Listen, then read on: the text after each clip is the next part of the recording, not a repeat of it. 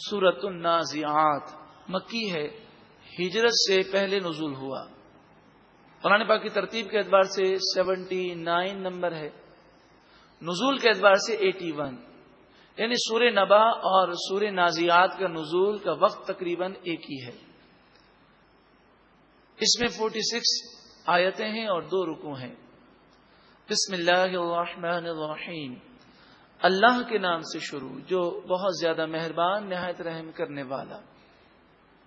والنازعات غرقا، ان فرشتوں کی قسم جو سختی سے جان کھینچتے ہیں۔ والناشطات نشطا، ان فرشتوں کی قسم کہ جو نرمی سے جان لیتے ہیں۔ دونوں چیزوں کا ذکر ہے، جو گناہگار ہے، جو کافر ہے، جس سے اللہ ناراض ہے، اس کی روح بڑی سختی سے کھینچی جاتی ہے۔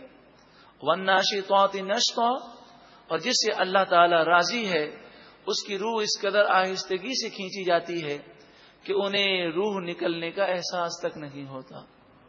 دونوں راہیں ہیں، کون سی راہ اختیار کرنی ہے؟ یقیناً ہر شخص یہ چاہتا ہے کہ مرتے وقت میں جاؤں تو میری روح آسانی سے نکلے، جنت کا دیدار کرتے ہوئے، محبوب کریم صلی اللہ علیہ وسلم کا دیدار کرتے ہوئے روح نکل جائے۔ تو یہ چاہنا اپنی جگہ ہے، لیکن کوشش کرنی چاہیے اور ایسے اعمال اختیار کریں کہ ہماری روح نکلے تو بڑے ہی آرام سے اور سکون کے ساتھ ہماری روح نکل جائے۔ والسابحات سبحا، ان فرشتوں کی قسم کہ جو روح لے کر آسمانوں کی طرف تیرتے ہیں، یعنی جس طرح پانی میں مچھلی تیرتی ہے، اس طرح فرشتوں کے لیے آسمان کی طرف جانا کوئی مشکل نہیں ہے۔ فالسابقات سبقا، پھر ان فرشتوں کی قسم جو آگے بڑھ کر جلد پہنچتے ہیں۔ فالمدبرات امرا، پھر ان فرشتوں کی قسم جو اللہ کے کاموں کی تدبیر کرتے ہیں۔ حقیقی طور پہ کرنے والا تو اللہ تعالی ہے، لیکن فرشتے اللہ کی عطا سے روزی دیتے ہیں، روحیں قبض کرتے ہیں، مصیبتوں سے بچاتے ہیں، مدد کرتے ہیں۔ حقیقی مددگار اللہ تعالی ہے، لیکن یہاں مدبرات فرشتوں کو کہا گیا، جس کے معنی ہے اللہ کے کام کرنے والے، تو اللہ کی عطا سے، اللہ کے حکم سے وہ کرتے ہیں۔ اسی طرح اولیاء اور انبیاء کا معاملہ ہے کہ جو انہیں طاقتیں ہیں، جو وہ کام کرتے ہیں، جو اللہ نے انہیں عزتیں عطا فرمائی ہیں، عظمتیں عطا فرمائی ہیں، وہ اللہ کی عطا سے ہیں۔ یوم ترجف الراجفہ، اس دن کانپنے والی کانپ رہی ہوگی، یعنی زمین کانپ رہی ہوگی۔ تتبعها الرادفہ، اور آنے والی اسے آئے گی، یعنی قیامت ضرور آئے گی۔ قلوب یومئذ واجفہ، دل اس دن کانپ رہے ہوں گے، گھبرا رہے ہوں گے۔ ابصارها خاشعہ، نگاہیں شرمندگی کی وجہ سے جھکی ہوں گی۔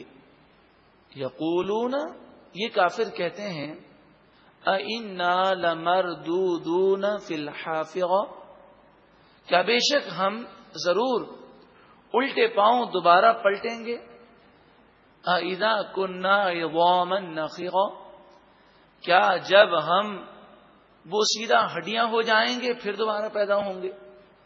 نخرہ سے مراد وہ ہڈی ہوتی ہے کہ جس پر اتنا زیادہ عرصہ گزر جائے، یعنی لاش کو جب کافی عرصہ گزر جائے تو چھوٹی ہڈیاں وہ گل کر مٹی میں شامل ہو جاتی ہیں، اور جو بڑی ہڈی ہے جس کا گودا ہوتا ہے بہت زیادہ مقدار میں، وہ گودا بھی گل کر سڑ کر ختم ہو جائے، صرف ہڈی رہ جائے اور ہڈی کے اندر سوراخ ہو۔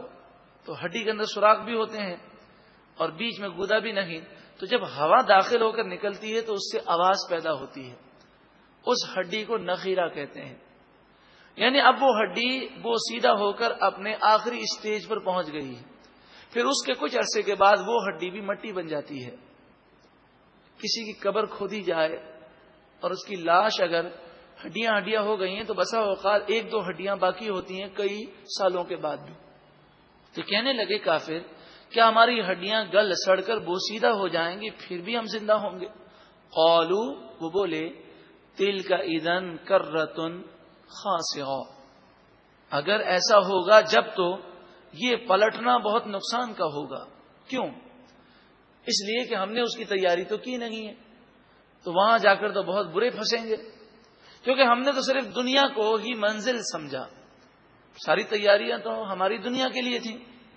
فَإِنَّمَا هِيَ زَجْرَةٌ وَاحِدَةٌ، مرنے کے بعد تم قبر میں مٹی مٹی بھی ہو جاؤ دوبارہ اٹھانا کوئی مشکل نہیں، وہ تو ایک جھڑک ہوگی، ایک مرتبہ جھڑکا جائے گا، ایک آواز ہوگی دوسری سور پھونکی جائے گی. فَإِذَا هُمْ بِالسَّاهِرَةِ، اسی وقت سب کھلے میدان میں جمع ہو جائیں گے. هَلْ أَتَاكَ حَدِيثُ مُوسَىٰ، کیا تمہارے پاس موسیٰ علیہ الصلوۃ والسلام کی خبر آئی؟ اذ ناداہ ربہ بالوادی المقدس طویٰ، جب ان کے رب نے انہیں پکارا، اس حال میں کہ حضرت موسیٰ علیہ السلام مقدس وادی طویٰ میں تھے، اور فرمایا اذهب الی فرعون، اے موسیٰ علیہ السلام آپ فرعون کی طرف جائیے، انہ طغی، بے شک اس نے سرکشی کی ہے. فقل، پھر اے موسیٰ علیہ السلام آپ فرعون سے کہیں، حل لک الی ان تزکی، کیا میں تجھے وہ راستہ بتاؤں جو تجھے پاک و ستھرا کر دے گا؟ وَأَهْدِيَكَ إِلَىٰ رَبِّكَ فَتَخْشَىٰ، کیا میں تجھے وہ راستہ دکھاؤں کہ تو اپنے رب کی معرفت حاصل کر لے، میں تجھے تیرے رب کی طرف پہنچنے کا راستہ بتاؤں. فتخشا، تاکہ تجھے اللہ کا خوف پیدا ہو.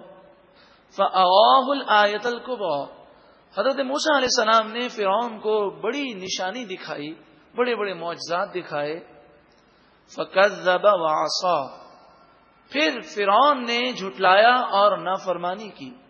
ثم ادبر، پھر اس نے پیٹھ پھیری. یسعی، کوشش کرتے ہوئے، جادوگروں کو جمع کرتے ہوئے. فحشر، پس اس نے جادوگروں کو جمع کیا. فنادا، پھر فرعون بولا، پکارا. فقال، تمام جادوگروں کو جمع کیا اور کہا کہ اب مقابلے کے لیے سب آ جاؤ. فقال، پھر وہ بولا، انا ربکم الاعلی، میں ہی تمہارا سب سے بڑا رب ہوں. نعوذ باللہ من ذلک.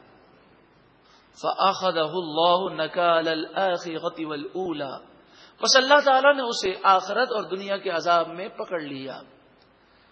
إِنَّ فِي ذَلِكَ لَعِبْرَةً لِمَن يَخْشَىٰ، بے شک اس واقعے میں اس شخص کے لیے عبرت ہے جو اللہ سے ڈرتا ہے، کہ غرور و تکبر کرنے والوں کا انجام بہت برا ہے.